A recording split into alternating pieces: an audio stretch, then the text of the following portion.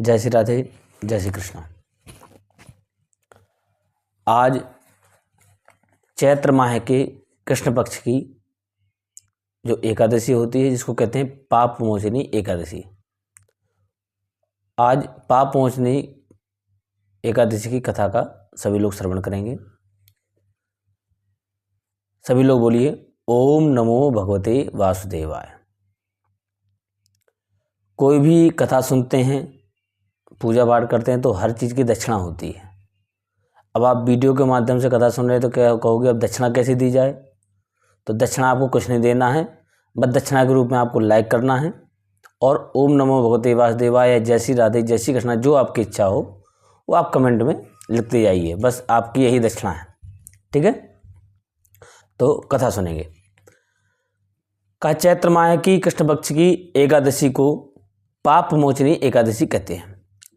कुंती पुत्र युधिष्ठिर जी महाराज बोले, हे मधुसूदन, आपने अन्य एकादशियों की व्रत की कथा सुनाई, अब आप मुझे चैत्र माह के कृष्ण पक्ष की एकादशी की व्रत कथा सुनाएं और उसका नाम भी बतलाएं, इसके देवता कौन हैं तथा इसकी विधि क्या है, वह सब आप विस्तार पूर्वक कहिए।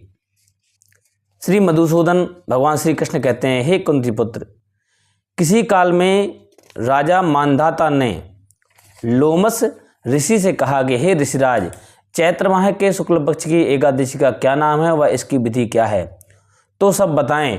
लोमस ऋषि ने कहा, हे नरेश, आप इसको पाप मोचनी एकादशी कहते हैं। इसके उपवास के पुण्य से अनेक प्रकार के पापों का नाश हो जाता है। इसकी कथा निम्न प्रकार कही गई है।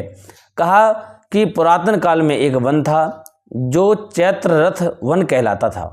वहाँ पर 12 मास बसंत ऋतु रहती थी। वन में भांति भांति के फूल सदैव ही खिले रहते थे। वहाँ अप्सराएं वास करती थीं। गंधर्व कन्याएं वहाँ पर विहार किया करती थीं एवं इंद्र व अन्य देव उन अप्सराओं तथा गंधर्व कन्याओं से काम क्रीड़ा किया करते थे। उस वन में एक अति सुंदर मेधावी नाम के ऋषि भी तपस्या करते थे। वे शिव जी के भक्त थे और शिव के विरोधी कामदेव ने शिव भक्त मेधावी मुनि को जीतने के लिए योजना बनाई। एक दिन मंजू घोषा नाम की एक अप्सरा मेधावी मुनि की देह सुंदरता पर मोहित हो उनके करीब आकर के ऋषि की ओर ऋषि को आकर्षित करने के लिए सितार बजाकर मधुर स्वर में गाने लगी। कामदेव ने उस अप्सरा के माध्यम से शिव भक्त मेधावी ऋषि को जीतना चाहा। उसने उस सुंदर अप्सरा की भ्रुकुटी का धनुष बना करके और उसके कटाक्षों की डोरी बना करके और स्वयं अप्सरा को सेनापति बना कामदेव ने मेधावी मुनि पर वार किया। मेधावी मुनि भी अपनी हृष्ट पुष्टता और सुंदरता के कारण स्वयं दूसरे कामदेव के समान प्रतीत होते थे, बहुत सुंदर थे। काम के अधीन हो मंजू घोषा ने मध्यम स्वर में वीणा बजाते हुए गाना शुरू किया तो मेधावी मुनि भी अप्सरा का गान सुन करके धीरे धीरे उस पर कामासक्त होने लगे। अब मंजू घोषा भी कामासक्त हो ऋषि का आलिंगन करने लगी। मेधावी ऋषि भी उसके सौंदर्य पर मोहित होकर के शिव रहस्य से अनजान हो काम वशीभूत हो गए और अप्सरा के साथ रमण करने लगे। रमण करते हुए मेधावी ऋषि को दिन रात्रि का भी स्मरण नहीं रहा। उन्हें मंजू घोषा के साथ काम क्रीड़ा करते हुए बहुत समय व्यतीत हो गया। काफी समय गुजर जाने पर मंजू घोषा ने मुनि से स्वर्गलोक वापस जाने की आज्ञा मांगी। अप्सरा के वचन सुनकर के मुनि बोले, हे सुंदरी, अभी कल ही तो तुम मेरे पास आई हो और आज तुम वापस जाना चाहती हो, ऐसा नहीं हो सकता, अभी तुम कल तक ठहरो। वह अप्सरा भी मुनि से भयभीत हो पुनः उनके साथ रमण करने लगी। जब इस प्रकार रमण करते हुए 57 वर्ष 7 माह और 3 दिन व्यतीत हो गए तो मेधावी मुनि को अपने पतन का कारण समझ में आया। तो वे अत्यंत कुपित होकर के वक्र दृष्टि से मंजू घोषा को देखकर और उसे काल का विकराल रूप जान करके बोले, हे दुष्ट अप्सरा, तू मेरे तप को नष्ट करने वाली है, अतः तू अब मेरे श्राप से पिशाचनी बन जा। तू महापापनी हो, दुराचारणी हो, तुम धिक्कारे जाने के योग्य हो। मुनि के श्रापवश मंजू घोषा पिशाचनी बन गई और कहने लगी, हे प्रभु, मुझ पर क्रोधित ना हो और प्रसन्न होकर के इस श्राप से मुक्ति का उपाय बतलाएं, क्योंकि इस पाप में हम दोनों ही समान रूप से भागी हैं। बुद्धिमानों की मति के अनुसार ऋषि व सज्जनों का संग सदैव ही कल्याणकारी होता है। ऋषि मेधावी क्रोध कुछ कम हो जाने पर शांत भाव से बोले, हे मंजूघोषा, तूने ही मुझे इस पाप कर्म के लिए प्रेरित किया, फिर भी मैं तुम्हें मुक्ति का उपाय बतलाता हूँ। तो ध्यानस्थ हो, सुन। कहा, चैत्र माह के कृष्ण पक्ष की जो पाप मोचनी एकादशी है, यदि तू इसका नियमानुसार व्रत करेगी तो तू इस प्रेत योनि से मुक्त हो जाएगी और पुनः अप्सरा बन करके देवलोक की ओर चली जाएगी। तब मुनि ने स्वयं अपने पापों